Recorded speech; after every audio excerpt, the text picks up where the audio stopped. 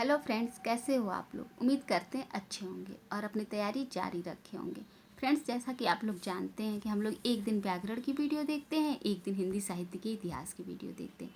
तो आज हम लोग हिंदी साहित्य के इतिहास की वीडियो देखेंगे, जिसमें हम लोग ने हिंदी साहित्य के इतिहास में राष्ट्रीय सांस्कृतिक का छायावद्धोत्तर हिंदी कविता में राष्ट्रीय सांस्कृतिक काव्यधारा के कवियों को, जैसे माखनलाल चतुर्वेदी, सियाराम शरण गुप्त, बालकृष्ण शर्मा, नवीन आदि कवियों को पढ़ लिए थे। आज हम लोग व्यक्तिवादी प्रेम और मस्ती काव्यधारा यानी हालावाद के कवियों को पढ़ेंगे। तो आइए पढ़ते हैं।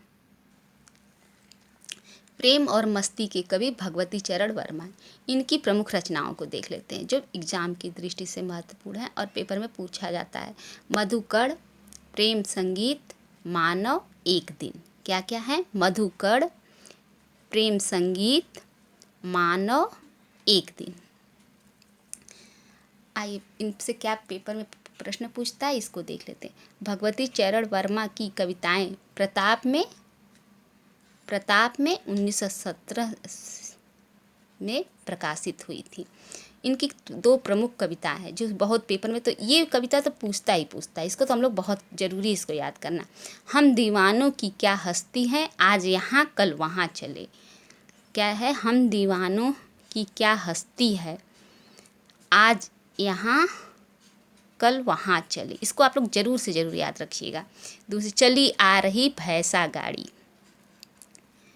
ये किसकी कविता है? ये भगवती चरण वर्मा की है।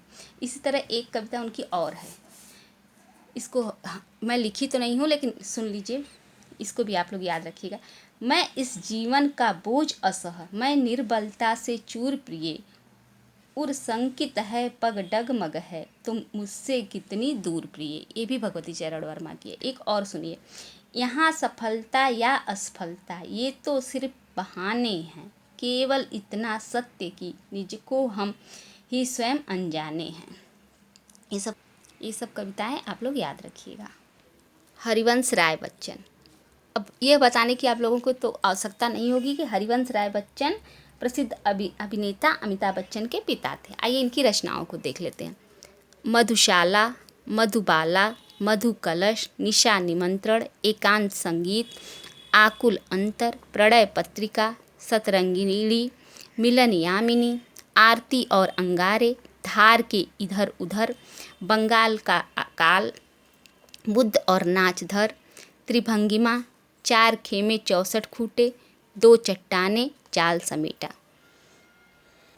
फ्रेंड्स, ये कविताएं, ये रचनाएं आप लोग ज़रूर से ज़रूर याद करिएगा। ये पेपर में पूछता है। याद करना कठिन है लेकिन 2-4 बार वीडियो देखिएगा तो याद हो जाएगी। ये कविताएं तो उनकी प्रेम और मस्ती की हैं, लेकिन अंतिम चरण की कविताएं बच्चन की ये सामाजिक राजनीतिक कविताएं लिखी हैं। जैसे ये कविताएं,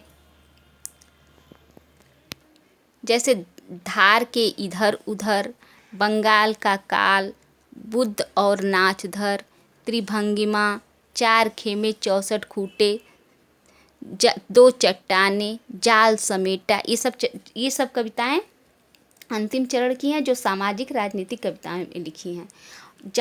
दो चट्टाने पे इन्हें हिंदी साहित्य अकादमी पुरस्कार मिला था। और दो चट्टाने आप लोग याद रखिएगा, दो चट्टाने और ये सप्तरंगिणी और मिलन यामिनी, ये सब रचनाएं याद रखिएगा, ये पेपर में बहुत पूछता है। आइए इनसे क्या क्या क्वेश्चन बन सकता है इसको हम लोग देख लेते हैं। हरिवंश राय बच्चन को हिंदी साहित्य में हालावाद का प्रवर्तक माना जाता है। क्या? हालावाद का प्रवर्तक माना जाता है। मधु काव्य पर उमर खय्याम की रुबाइयों का प्रभाव लक्षित होता है। इनका जो मधुशाला, मधुबाला, मधुकलश है, इस काव्य पर इन्हें इनके उमर खय्याम की रुबाइयों का प्रभाव दिखाई देता है। बच्चन जी को हिंदी का वायरन भी कहा जाता है। बच्चन जी को क्या कहा जाता है? हिंदी का वायरन। ये प्रणयानुभूति की मधुर अभिव्यक्ति एवं सरल भाषा में इनकी कविताओं में ये सब प्रयोग लक्षित होता है।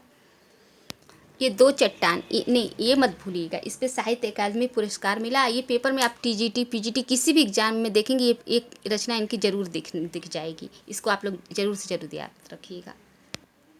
नरेंद्र शर्मा। आइए इनकी रचनाओं को देखते हैं।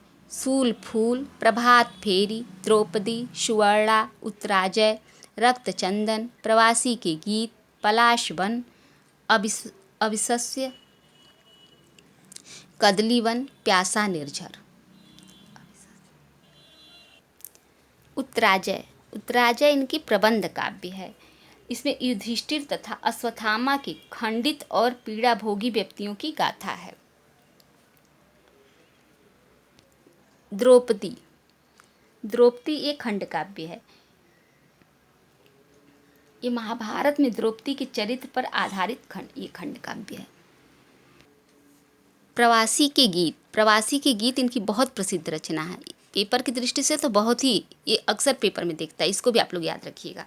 आइए इनसे क्या प्रश्न बनते हैं इसको देखते हैं। विरह की आकुलता और वियोग मूलक प्रसंगों का सरल और प्रवाहमयी भाषा में चित्रण किया है। ये सहज और सरल कविता के पक्षधर थे। रामेश्वर शुक्ल अंचल, आइए इनकी रचनाओं को देखते हैं। मधुलिका, अपराजिता, करील, किरण बेला, लाल चूनर, विराम चिन्ह, वर्षांत के बादल। अपराजिता इनकी प्रबंध काव्य, ये बहुत प्रसिद्ध रचना है। आप ये सभी रचनाएं याद रखिएगा क्योंकि पेपर की दृष्टि से बहुत महत्वपूर्ण है। ये कुछ नहीं पूछता है, इसमें बस सीधे सीधे कोई रचना दे देगा और पूछ देगा ये किस कवि की। अगर हम लोग को रचना याद रहेगा तो हम लोग बता लेंगे, इसलिए सारी रचनाओं को 2-3 बार वीडियो देख के आप लोग याद रखिएगा। आइए इनसे क्या प्रश्न बन सकते हैं इसको देखते हैं। रामेश्वर शुक्ल अंचल को हिंदी में मानसलवाद का प्रवर्तक माना जाता है। क्या इनको मानसलवाद का प्रवर्तक माना जाता है। मानसल प्रेम की कविताएं, इनकी रचनाओं में मानसल प्रणय की आवेशमयी अभिव्यक्ति मिलती है। शारीरिक प्रेम की प्रधानता इनकी कविताओं में मिलती है। फ्रेंड्स, प्रेम और मस्ती में अन्य एक कवि हृदय नारायण हृदय, इनकी रचना है स्फुट गीत। और एक कवि और हैं, इनको भी आप लोग याद रखिएगा, जानकी वल्लभ शास्त्री। इनकी रचना है रूप अरूप, तीर तरंग, सिप्रा, मेघ गीत और अवंतिका। फ्रेंड्स, अब अगली वीडियो में छायावादी कवियों के महत्वपूर्ण काव्य पंक्तियों को देखेंगे। फ्रेंड्स, अगर ये वीडियो अच्छी लगी हो तो लाइक, सब्सक्राइब और अपने दोस्तों में शेयर करिए।